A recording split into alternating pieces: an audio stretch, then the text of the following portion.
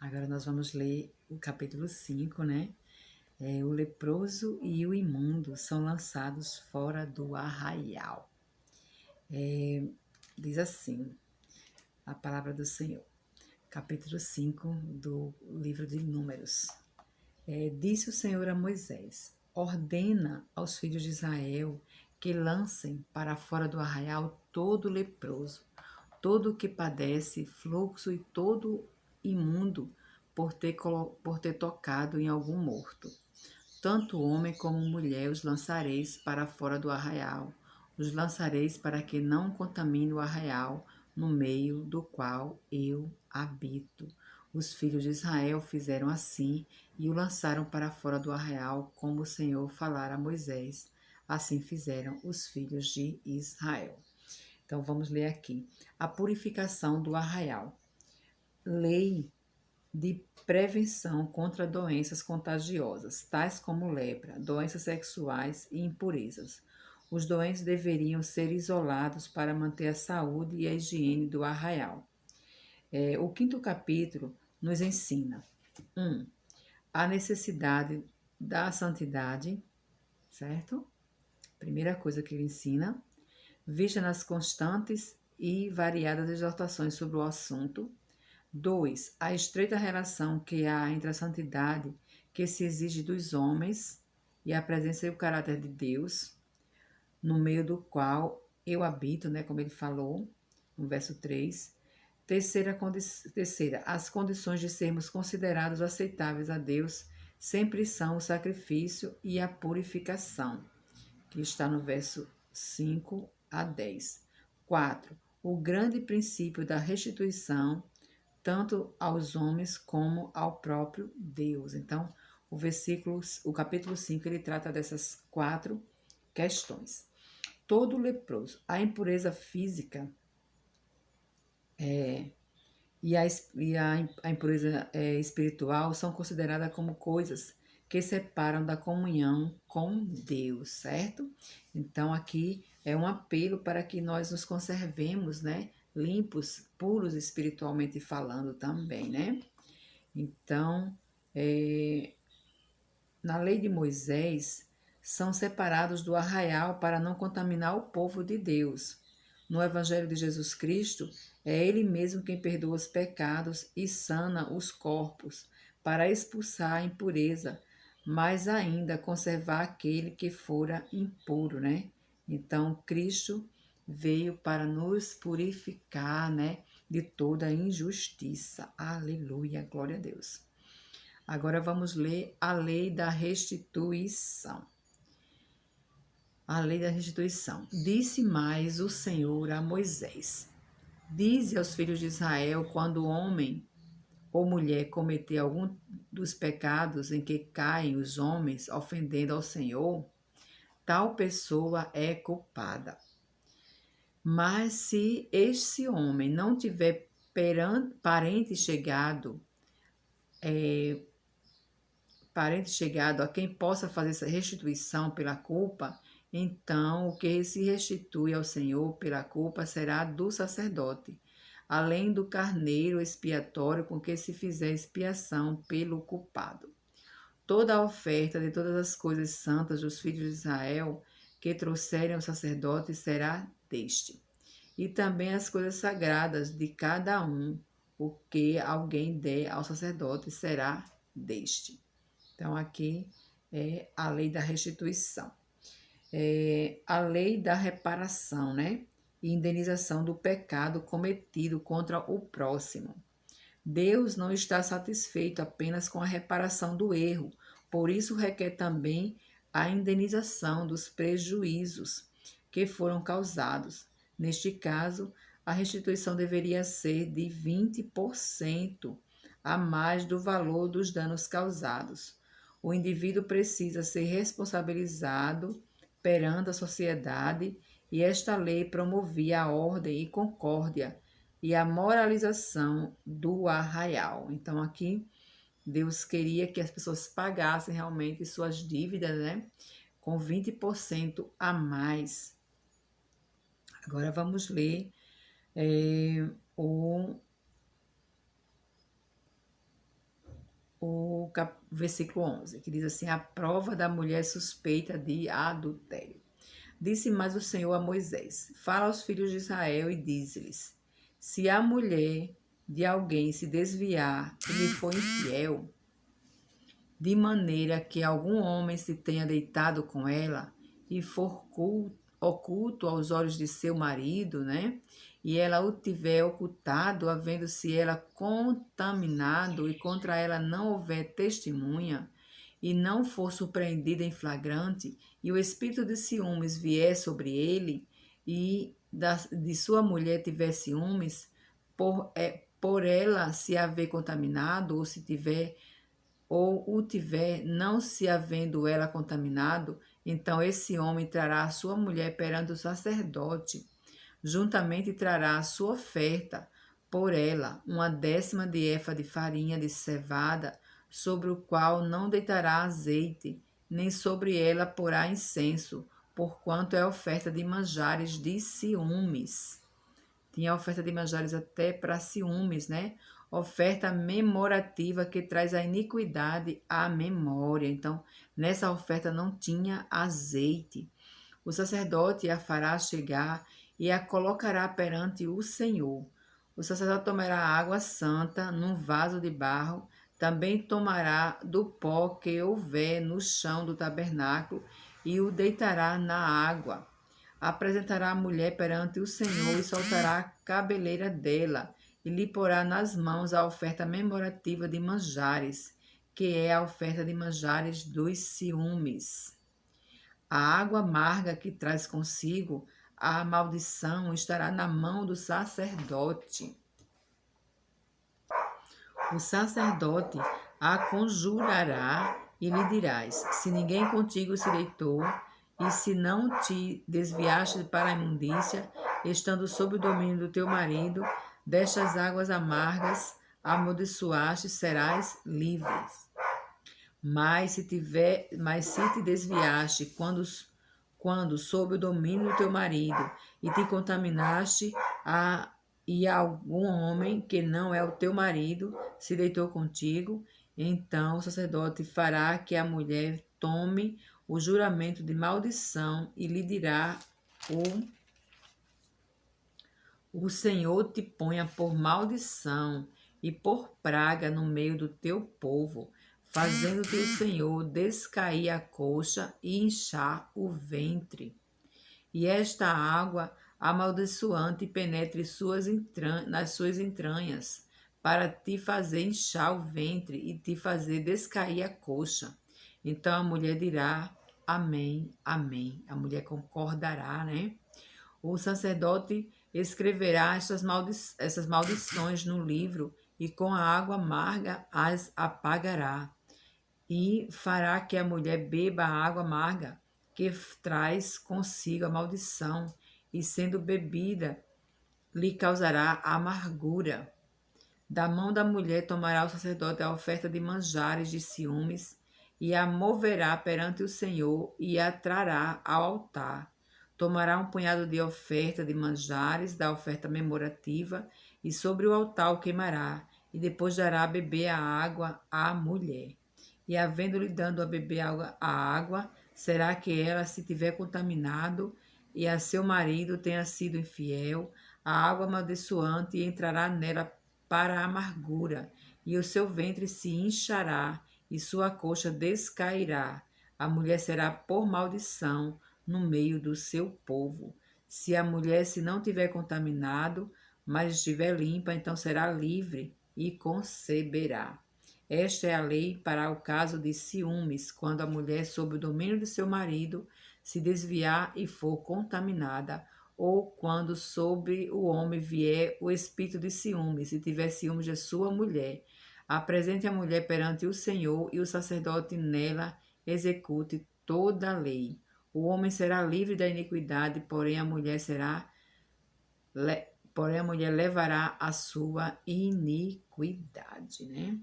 Então, aqui termina a lei. Então, vamos ler os comentários agora, né? A partir do verso 11, diz assim: Segue-se a descrição das águas amargas, cujos efeitos são semelhantes à convicção produzida pela pregação da palavra. Que às vezes a palavra de Deus, né, quando ela está sendo pregada para algumas pessoas, ela entra como amarga, né, porque você vai vendo que o quanto você está errado aos olhos do Senhor, e aí vai doendo realmente, né? E ficando amarga, mas aí depois tem sabor de mel, quando você começa realmente a ver o quanto Deus te ama, né? E você se arrepende, e você se regozija, e você se alegra, e você canta na presença do Senhor, porque você foi libertado daquela vida amarga, né? Daquela vida horrível. O 14 diz sobre o espírito de ciúmes. Estes ciúmes podiam surgir do poder de perceber uma situação verídica, mas para evitar um divórcio súbito e injusto, a lei de Deus protege as famílias contra os ciúmes falsos e pecaminosos que não procedem do amor. Os versículos 11 a 31. A lei contra a infidelidade conjugal exige que o marido leve a esposa suspeita de infidelidade diante do sacerdote, que, depois de descrever a lei que condena este pecado, a escreveria num pergaminho, e antes que as letras secassem, mergulharia a sentença no recipiente de água, a qual era acrescentada um pó amaríssimo. Essa água amarga, tendo a dissolver as palavras condenatórias, dava-se à mulher para beber. Que interessante, né? E mediante a intervenção divina, talvez acompanhada pelo fator psicológico de culpa, a mulher cairia doente com inchaço do ventre, infecção do útero, descaindo da coxa, arrastando a perna ao andar, comprovando-se assim sua infidelidade. Assim a lei mantinha a pureza conjugal, a fidelidade da mulher em sua sujeição ao amor do seu marido e controlava os ciúmes, né? Então aqui veja que era uma lei um pouco rígida, né, para a mulher. A mulher realmente ela tinha realmente grandes percas, né? O seu abdômen inchava e ela não podia mais ter filhos, né? E também andava com a perna coxa, né? Com a perna puxando pela perna. Então, aqui foi as explicações dos versículos que a gente acabou de ler, né? E estamos entrando agora no capítulo 6, a lei do nazireado, a lei do nazireado. Disse o Senhor a Moisés: fala aos filhos de Israel e diz-lhes: quando alguém, seja homem, seja mulher, fizer voto especial, o voto do Nazireu, a fim de consagrar-se para o Senhor, abster-se de vinho e de bebida forte, não beberá vinagre de vinho, nem vinagre de bebida forte, nem tomará beberagens de uvas, nem comerá uvas frescas nem secas, nem frescas nem secas. Todos os dias do seu nazirado não comerá de coisa alguma que se faz da vinha, desde as sementes até as cascas. Todos os dias do voto do nazireado não passará navalha pela cabeça, até que se cumpra os dias para os quais se consagrou ao Senhor. Santo será, deixando crescer livremente a cabeleira. Então, ele tinha que ter esses cuidados. Todos os dias da sua congregação para o Senhor não se aproximará de um cadáver, porém, por seu pai, ou por sua mãe, ou por seu irmão, ou por sua irmã, por eles se não contaminará, porque morrerem, quando morrerem. Portanto, o nazareado do seu Deus está sobre a sua cabeça. Até se morresse em sua família, ele não podia chegar perto, né? Por todos os dias o seu nazireado santo será ao Senhor. Se alguém vier a morrer junto a ele subitamente e contaminar a cabeça do seu nazireado, rapará a cabeça no dia da sua purificação, ao 7º dia a rapará. Ao 8º dia trará 2 rolas ou 2 pombinhas ao sacerdote, à porta da tenda da congregação. O sacerdote oferecerá um como oferta e o outro pelo pecado e o outro pelo holocausto. Não, o sacerdote oferecerá um como oferta pelo pecado e o outro para holocausto, e fará expiação por ele, visto que pecou relativamente ao morto. Assim, naquele mesmo dia, consagrará a sua cabeça. Então, consagrará os dias do seu nazareado ao Senhor. E para a oferta pela culpa trará um cordeiro de um ano. Os dias antecedentes serão perdidos, porquanto o seu nazareado foi contaminado. Então ele tinha que recomeçar, né? Esta é a lei do nazareado. No dia em que se cumprirem os dias de seu nazareado, será trazido à porta da congregação.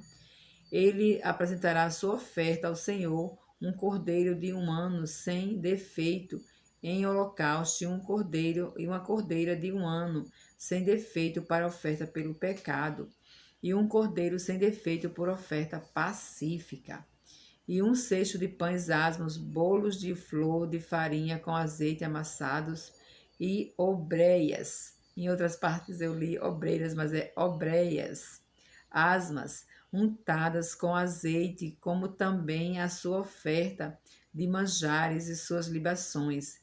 O sacerdote os trará perante o Senhor e apresentará a sua oferta pelo pecado e o seu holocausto. Oferecerá o carneiro em sacrifício pacífico ao Senhor, com o cesto dos pães asmos. O sacerdote apresentará também a devida oferta de manjares e a libação. O nazireu, à porta da tenda da congregação, rapará a cabeça do seu nazareado e tomá-la-á e a porá sobre o fogo que está debaixo do sacrifício pacífico. Depois o sacerdote tomará a espádua cozido do carneiro e um bolo asmo do cesto e uma obreia asma e os porá nas mãos do nazireu, depois de haver este rapado a cabeça do seu nazireado. O sacerdote os moverá em oferta movida perante o Senhor. Isto é santo para o sacerdote, juntamente com o peito da oferta movida e com a coxa da oferta. Depois disto, o nazireu pode beber vinho.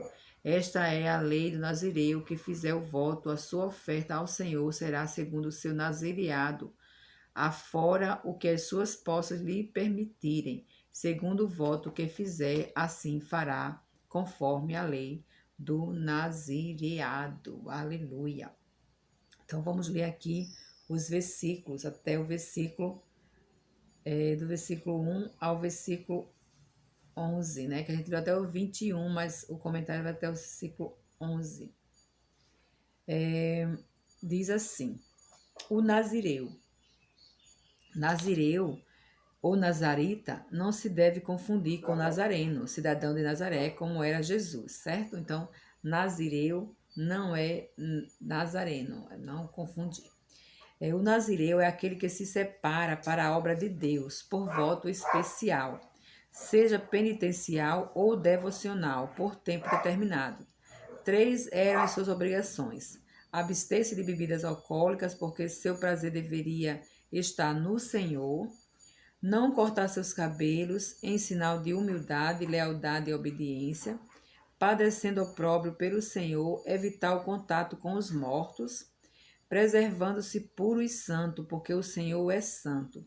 Uma vez esgotado o tempo da consagração, o nazireu se apresentava ao sacerdote, oferecia seus sacrifícios, raspava sua cabeça e queimava seus cabelos para não se envaidecer do seu voto e pelo fato de ter servido ao Senhor com humildade.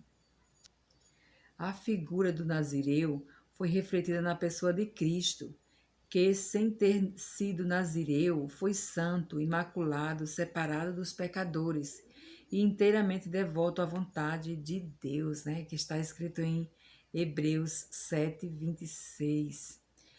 O 6º capítulo nos ensina a consagração, que significa cada aptidão, cada privilégio e cada possibilidade pertence a Deus, né? 2. A bênção inclui o benefício e a preservação, né? O favor divino revelado na sua graça, aleluia. Ser a comunhão com Deus que nos dá a experiência da paz, aleluia. A bênção do Senhor enriquece, né? Em Provérbios 10, 22. No Novo Testamento, a bênção consta em 2 Coríntios 13, 13. Vamos ler 2 Coríntios 13, 13.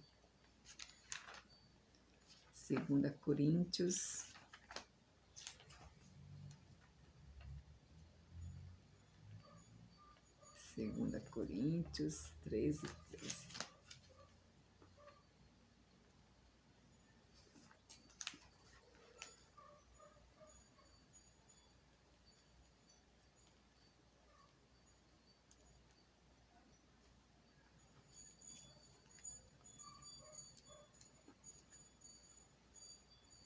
Segunda Coríntios 13, 13 diz assim. Diz assim: a graça do Senhor Jesus Cristo, o amor de Deus e a comunhão do Espírito Santo sejam com todos vós. A bênção, né? A bênção do Senhor para a nossa vida, né? Então, isso é maravilhoso, né? Então, continua aqui. O nazireado, a palavra hebraica significa abstinência ou temperança. No verso 7, daria significado mais exato se fosse traduzida por consagração.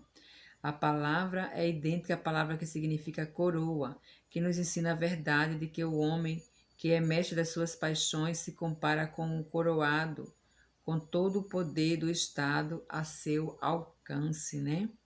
Então, é isso que fala sobre o nazareado e é muito importante a gente entender essa parte, né? E vamos só terminar aqui o versículo, lendo a bênção sacerdotal, né?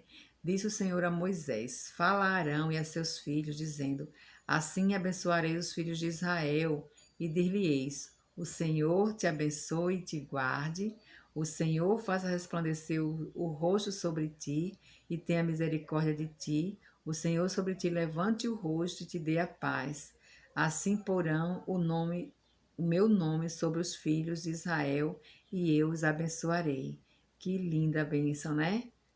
Aleluia, glória a Deus. Que o Senhor faça resplandecer o seu rosto sobre ele, né? Vamos ler aqui a bênção, né? O versículo 22. A bênção que o sacerdote tinha que dar ao povo era objetiva, gradativa e completa, referindo-se primeiro ao cuidado pessoal que Deus tem pelo bem-estar individual. O Senhor te abençoe e te guarde. Em segundo lugar, apela para a maior comunhão com Deus, numa autêntica vida espiritual de perdão e santificação. Em terceiro lugar, concede-se uma bênção particular de bem-estar e felicidade, né? Então, a gente vê aqui grandes coisas que o Senhor tem para nos abençoar. A bênção sacerdotal revela o amor de Deus para conosco. 2, a necessidade de maior comunhão com Deus. 3, a verdadeira felicidade da vida, né? Então, glória a Deus por isso, né? Aí o Senhor talvez o uso tríplice deste título de Deus como o meu nome no singular indique a Trindade, né? Deus Pai, Deus Filho e Deus Espírito Santo, aleluia, né? Assim, no versículo 27, quando ele fala assim, porão o meu nome sobre os filhos de Israel e eu os abençoarei, né? Então, o Senhor, o 26 diz, o Senhor sobre ti levante o rosto e te dê a paz, né? Então, esse versículo, talvez, ele fala o meu nome, ele está se referindo à Trindade. Aleluia, glória a Deus. Então,